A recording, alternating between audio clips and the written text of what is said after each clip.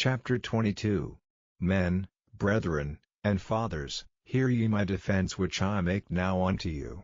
And when they heard that he spake in the Hebrew tongue to them, they kept the more silence. And he saith, I am verily a man which am a Jew, born in Tarsus, a city in Cilicia, yet brought up in this city at the feet of Gamaliel, and taught according to the perfect manner of the law of the fathers, and was zealous toward God, as ye all are this day. And I persecuted this way unto the death, binding and delivering into prisons both men and women, as also the high priest doth bear me witness, and all the estate of the elders, from whom also I received letters unto the brethren, and went to Damascus, to bring them which were there bound unto Jerusalem, for to be punished. And it came to pass, that, as I made my journey, and was come nigh unto Damascus about noon, suddenly there shone from heaven a great light round about me. And I fell unto the ground, and heard a voice saying unto me, Saul, Saul, why persecutest thou me? And I answered, Who art thou, Lord? And he said unto me, I am Jesus of Nazareth, whom thou persecutest. And they that were with me saw indeed the light, and were afraid, but they heard not the voice of him that spake to me. And I said, What shall I do, Lord?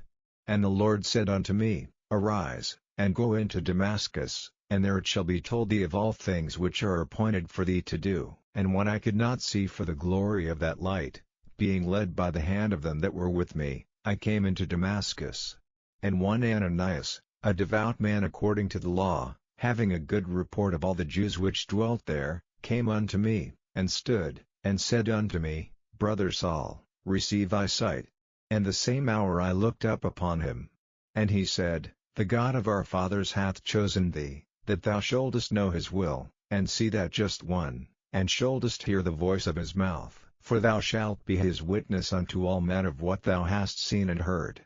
And now why tarriest thou? Arise, and be baptized, and wash away thy sins, calling on the name of the Lord. And it came to pass, that, when I was come again to Jerusalem, even while I prayed in the temple, I was in a trance, and saw him saying unto me, Make haste, and get thee quickly out of Jerusalem, for they will not receive thy testimony concerning me.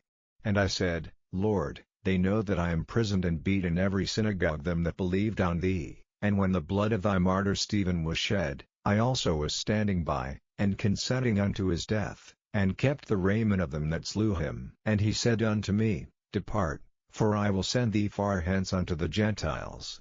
And they gave him audience unto this word, and then lifted up their voices, and said, Away with such a fellow from the earth, for it is not fit that he should live.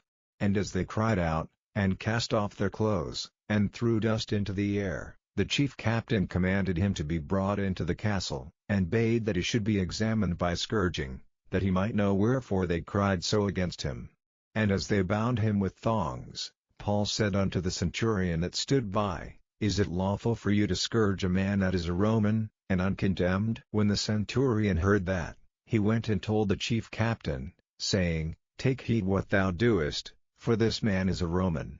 Then the chief captain came, and said unto him, Tell me, art thou a Roman? He said, Yea. And the chief captain answered, With a great sum obtained I this freedom. And Paul said, But I was freeborn. Then straightway they departed from him which should have examined him, and the chief captain also was afraid, after he knew that he was a Roman, and because he had bound him.